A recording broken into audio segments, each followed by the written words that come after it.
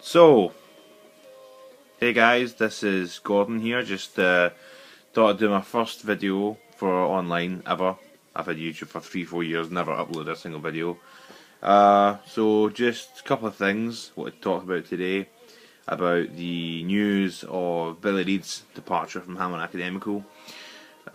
Feel that it's quite a rash decision by Chairman Les Gray and the board, even though it was mutual. We all know what mutual means in football. It really means you're out on your arse. First thing, timing was pretty poor, no matter whether it was mutual or otherwise, because we'd just beaten Dumbarton for the first time in 4 games we played against them this season. So that's 1 win, 2 draws, a loss. Despite losing just over on Saturday there at Dumbarton at home. We're playing Dunfermline next, away. Our away games have been our strength this season in terms of form and victories. The Pars are struggling with their financial issues off the field, losing 11 of their first team member players. So surely this could have been the start of a run into the next 2 games, because the one after that's Airdrie on Tuesday at home, and we've never lost to Airdrie. I can't remember the last time since we did, actually, not this season anyway. So that would have surely been 6 points on top of the 3 from last night, which would have stretched our lead over Cowdenbeath in 9th, which is the playoff relegation position, and then put us in a really good strength of position to move forward from the current position, which we shouldn't be in, because let's be honest, no matter the cutbacks in wages, players, bills slashed, Billy Reid's had to work with practically nothing for a backbone of a team but youngsters who have underperformed at times. But consistency is the biggest issue with any team all full of youngsters. I think it's the youngest team in the whole of the 3 divisions of the SFL.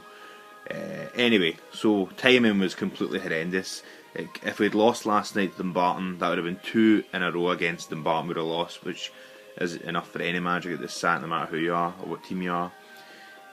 So timing was crap. Could have at least gave Billy the last 6-7 games of the season, get out the way, maintain our status as a first division club. Bye, thanks for all the memories. Second of all, I feel like a lot of this is quite reactionary to the low attendances, which are quite shocking, given that I don't believe it's truly linked to Billy Reid and the performances. I think at home we have been dire this season at times, but I think that that's no excuse. You should still go and see the team, go and build an atmosphere. Hamilton's pretty crap, I must admit. Even with my own team, I'm not afraid to admit it. The home crowd are crap at times. We never had the same atmosphere or singing or noise level that's really required for a team to drive its side on to win at home. It's always the away fans that make most of the noise, even if it is like Partick Thistle and Dundee, usually being quite arrogant and annoying and presumptuous of the result. But nonetheless, the home crowd need to really get their act together and voice their opinion and voice their support of the team, because it's not enough to have a handful like myself shout out randomly, echoing amongst the silence, because that's not going to work. It's not going to help anybody. So I think that a lot of the fans who wanted him out because of this season's results alone, I don't think they've thought long and hard about the future without Billy Reid, because he's been there for 8 years for a reason. A, because he had nothing to work with at the beginning. B, he got some money to work with. C, got SPL status to symbolise that success. D, until Ross County this season, got the Accies to the highest ever SPL finish position in their first season in the SPL. And that takes money. E, I guess, finger 5, A, B, C, D, E.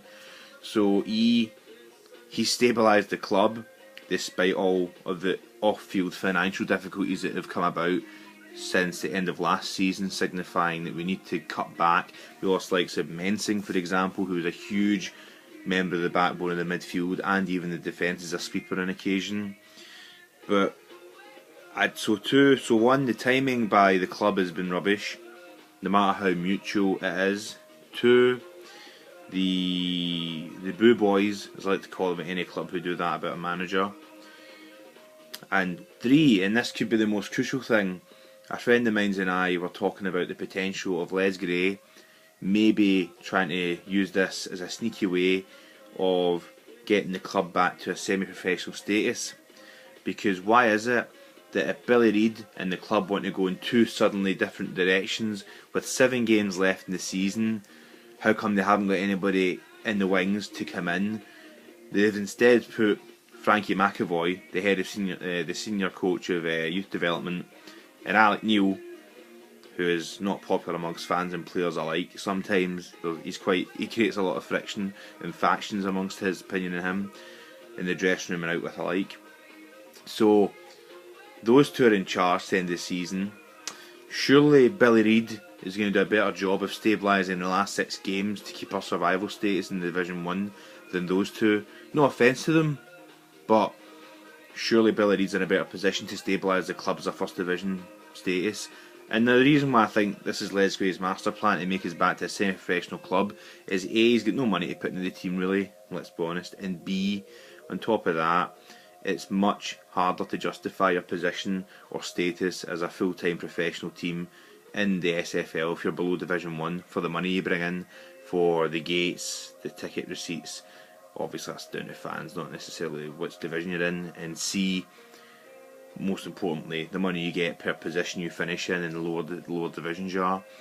So a friend of mine's thinks it's bad news and it's going to just lead to this spiral that I've just outlined for you, due to mainly the third thing that I mentioned about the secret semi-professional status plan to bring the club back down again.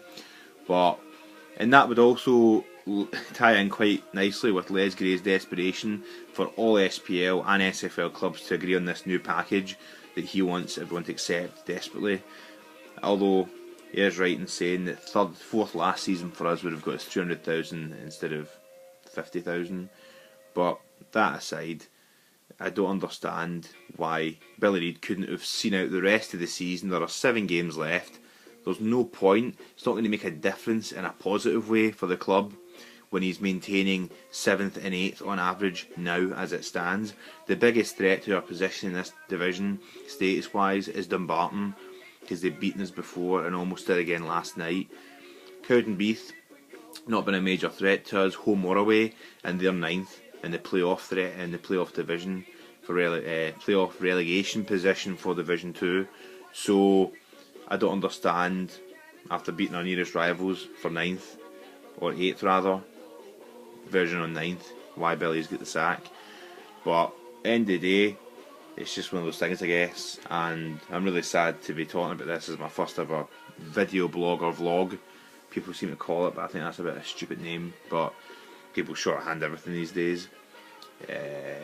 But I'm sad to be saying this is my first video topic on football commentary of any sort, because he was a great manager, almost 8 years of unbroken excellent service to the club, and that's just football. I always disagree with the managers being sacked at sometimes, because, just to finish off, to say in my opinion, we don't see the work he does in the background with the players, therefore we can't justify whether his position is tenable based on players on the pitch, because the players surely know how to put people's tactics into action, and if they don't at this level, they shouldn't be professionals.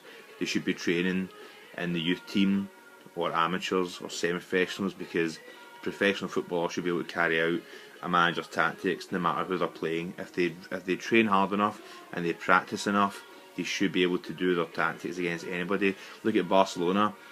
I'm not trying to compare Hamilton to Barcelona, hear me out.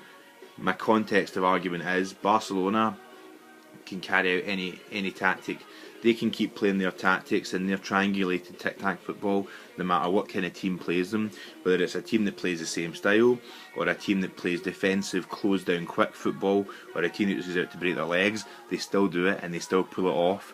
If you stick to a system you know well and that you're taught well enough by the manager and you're good enough to carry it out in training, why should the manager have to worry about your on the pitch performance? The manager's really there then as a cheerleader most of the time to make sure that you pick players up when they fail to carry out what you've set for them as a plan, as a strategy, or you rethink it and then they carry it out furthermore. But that's just me. I think we're all too quick to sack managers these days when players are the ones that actually play on the pitch. A manager can only take you so far. It's up to a player. And I think also, given that he hasn't bought any players really, or brought any in of his own choosing that haven't done well, Stevie May on loan, his decision, he's done great. So I mean, he's one of only real talent he's brought in on loan or through frees. Jonathan Page, another one, great, been great this season. He brought him in. So his transfers haven't been questionable with the money and the budget he's had to deal with. Most have been free or on loan. So can't really judge Billy in that. So apparently Billy's going to be at the next 2 games, away to Dunfermline as I mentioned, and at home against Ayr United next Tuesday. If he's not there, that'll explain the mutual decision for me to leave that was not so mutual after all. And that to me spells trouble, because it means then that the club are going down a dark road of trying to destabilise the status of the club so they can afford to run it under a lesser level, potentially. So anyway, I better sign off for now. It's been 10 minutes 48 seconds so far, so thanks for watching if you did. If not, then no bother. It's a kind of minor topic of issue anyway. I'm sure there's many other things going on in the world that are more important, but oh well, thought I'd just have my vent my spleen on this. So enjoy, as I say. If not, no worries, take care, and I'll probably bring up some more stuff in the next coming days and weeks. See you later.